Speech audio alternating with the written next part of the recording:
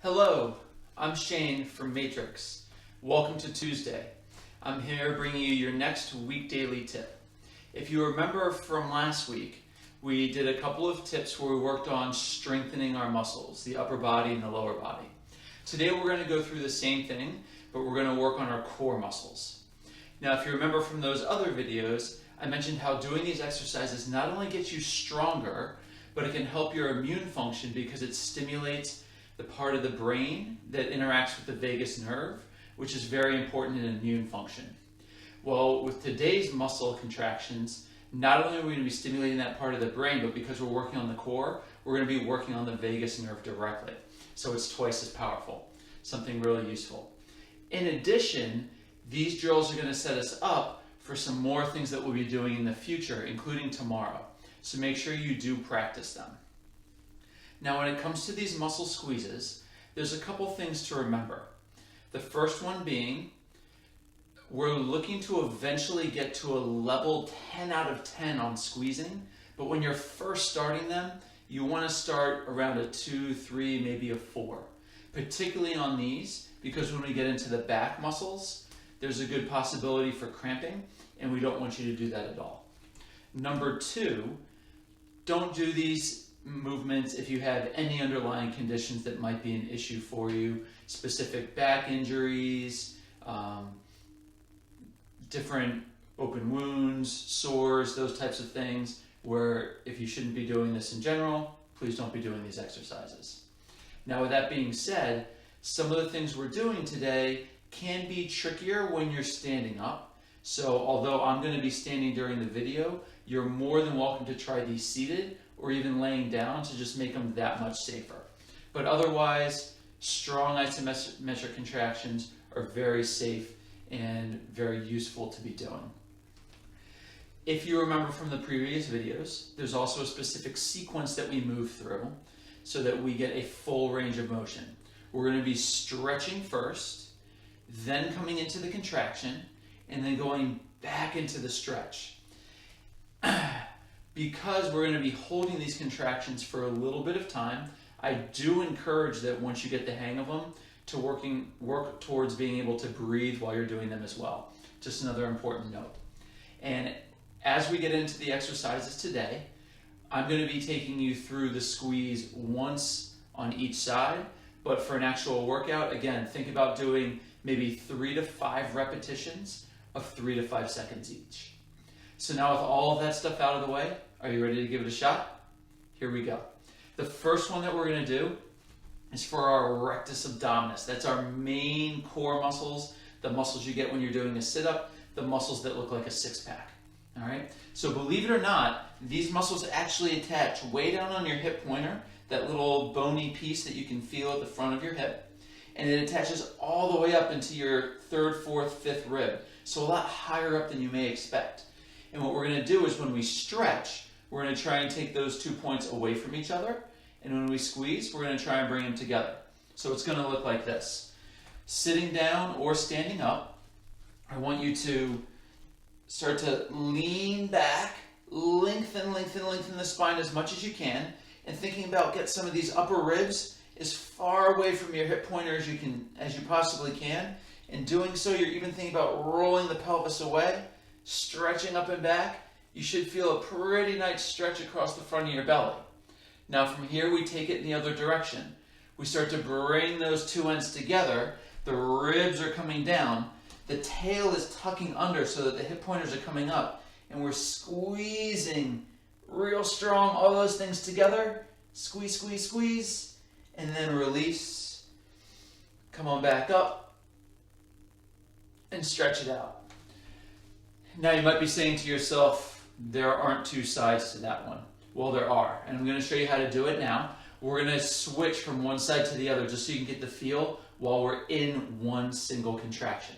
So let's give that a shot. Again, first it's the stretch. The tail kind of sticks back so the hip pointers roll down. The spine gets long. We roll the rib cage up and back, getting as much distance as we can through here. Once we found the stretch, we reverse. Try to bring the rib cage down into the pelvis. Try to tuck the tail under to pull the pelvis up into the rib cage. Once you've got that squeeze on both sides, Give yourself a little tilt to the one side, you'll feel that squeeze even more. A little tilt to the other, you'll feel it more on that side. And then as you come back out to stretch, lengthen up and back like we did, but maybe again, lean a little one way to feel a longer stretch. Lean a little the other way to feel a longer stretch. And release. That one got me a little sweaty. Hopefully you're kind of feeling that too. The next ones that we'll move into are the obliques. So those are the muscles on the side that really help us rotate. There's two different ones, but we're going to focus more on the external obliques, which do the twisting towards the front for the purpose of today. So to stretch this one, it's going to be very similar in the fact that we're going to want to pull the tailbone back to get the hip pointer to roll down. But this time, instead of leaning backwards, we're going to start to lean over towards the side, and we're going to rotate away just a little bit so that you're getting a nice stretch from your hip pointer and trying to pull the rib cage back from there. Once you've got the stretch, think about this side of your rib cage getting pulled down into the same side hip pointer. The hip's going to come up, the tail is going to tuck under, squeeze really strong. You should feel it much more on the side. Find the squeeze. And then again, release, letting the hip drop, the tail pull back, and the body leans away and rotates away. Awesome. Let's try the other side. So same thing. Tail comes down, hip pointer falls away, lean the body away, rotate kind of back to that side to, again, the rib cage is moving one way, the hip is moving the other. Find a big stretch. And now try to bring it all together, rolling the rib cage down, pulling the hip pointer up, squeeze, squeeze, squeeze into the obliques. Try to get as much feeling through the side there as you can, and then release and stretch it back out. All right, hopefully you're a little bit more aware of the front half of your core. The last muscles we're going to do are for the back half. Now, in working the front, as a human being, we are very front dominant. So we have more awareness of what's going on here, and it's probably a little bit easier to connect and to connect properly. When we start working into the spinal muscles, I'm going to coach you through it very slowly. But when you're practicing this, you want to go even more slowly, coming out of it as frequently as you need to, just so you don't overdo, because we don't have as good of awareness back there, so it takes more practice than it does on the front side of the body. And remember, these in particular might be better done seated or even laying on your belly. You won't be able to get the stretch as well when you're laying on the belly, but it's much more secure for you to do the squeezing portion. With that being said, let's give it a shot. This stretch, in my opinion, feels amazing. So what we're going to want to do here is you're going to want to think about tucking the tail underneath. That's going to lengthen. From there, we're going to lengthen the spine and round the spine in, so you're getting as much length as you can. Now, these muscles do run from your sacrum, your low back, all the way up to the neck. We're going to work from the bottom up, and we're not going to get into the neck today because there's some other contraindications there. Just kind of work up into the middle of your shoulder blades. So from here, we've got the rounding. In addition, we're going to rotate a little bit and kind of lean almost like the crown of the head's going down towards the big toe on the opposite side. That should open up a nice stretch through your back body. Now from here to reverse, come back up into vertical. We're going to start at the base, as I mentioned. So think about sticking your tailbone back and leaning a little bit to that side. Hopefully you can start to feel some squeeze come into the muscles down here. Continue to lengthen up, but as you do, think about starting to roll backwards, and you're going to hopefully feel the engagement of the muscles start to climb up through the spine, getting a little bit taller. Remember, you can take a break anytime you want and come back in. And as you get longer, longer, longer, you'll feel it move higher, higher, higher up through the spine. And you can play with subtle little leans, subtle little rotations to really connect. And then once you feel like you've had enough squeeze there, slowly come back out. And again, real simply, tuck the tail, crown of the head towards the opposite big toe, a little bit of rotation and movement to help you stretch and feel what feels best. So that's a good, strong spinal extension on one side. When I finish doing those, I actually see a little bit better. It's another one of those weird brain things that has an anatomical connection, but we won't get into now. So from that being said, we're going to do the other side to finish up this core workout for today.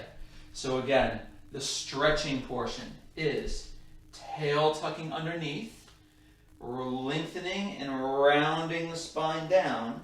Once you've got that length, think about the crown of the head moving toward the opposite big toe so that you're stretching through one side of your back. The arms can hang pretty heavy from there. Now slowly start to come back up as we come into the squeeze. You're going to stick the tail out, lengthen through the spine, start low. Think about the bones here coming together towards the bones here. And you'll begin to feel the squeeze through the musculature down low. As you get a little bit higher, think about the bones a little higher up coming in toward the bones in the middle. And you'll start to feel a squeeze higher through the spine. Again, taking breaks whenever you need to. Get a little bit longer. Squeeze a little bit higher. See if you can complete the chain from the base all the way up through your mid-back. We're going to skip the neck for today. Find your big, strong squeeze.